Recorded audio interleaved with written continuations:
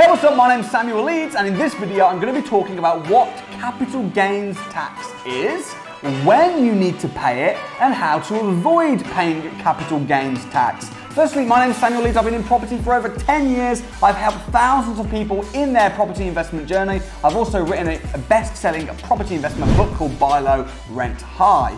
And capital gains tax is when you buy a property, the property increases in value and then you sell it. And you've therefore made a profit. And on that profit, just like most profits, you will pay tax. And that particular type of tax is called capital gains tax. Now, the reason it's called capital gains tax is because the capital in your property has gained value. So the gained value, let's say you buy a house for 100 grand and then 10 years later it's worth 200 grand and you sell the house, you have made £100,000.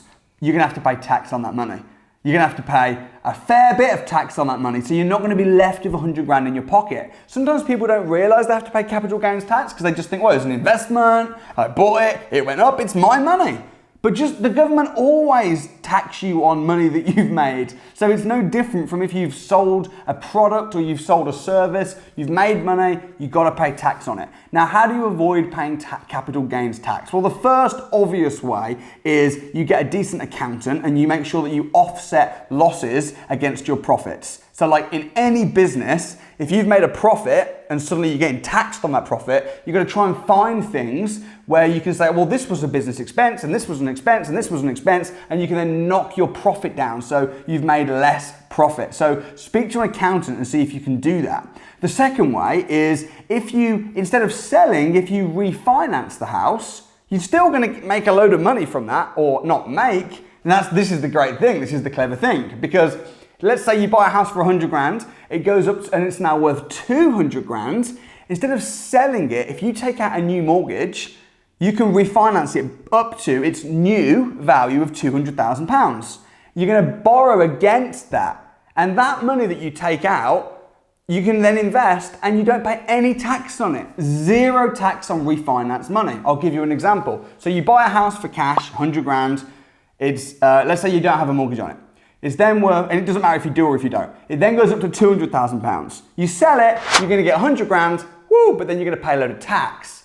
You refinance it, you're gonna take out, instead of taking out 200 grand and paying a load of tax, you're gonna take out probably 75% of 200 grand. So you might get 150 grand. You still own the property, you don't sell it, you still keep it, so you're continuing making an income from it. You've got 150 grand instead of 200 grand, but you don't pay any tax. Because that 150 grand is a mortgage, and a mortgage is a loan, is debt, and you can't pay tax on debt. So that 150 grand, you can then invest that into property.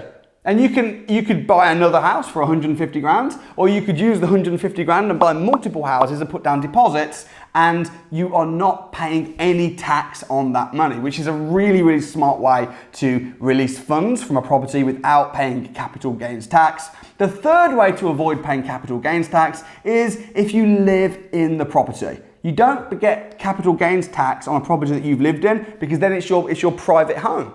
So if you move into a property and you do it up, but you live in it, push the value up and then sell it, any profit that you make is yours to keep without paying capital gains tax, which is just fantastic. So I would recommend that you speak to an accountant, because I can't give tax advice. I'm not qualified to do that. I can only speak from my experience as a property investor who's been in the game now for over a decade. I hope you found this video useful. If you did, smash the like button, drop a comment and let me know if you've got any questions, or let me know what kind of other content you want. You tell me what to make, I'll create the content. Don't forget to subscribe. You can subscribe below, turn the notification bell on, and I'll see you on the next video. Thanks for watching.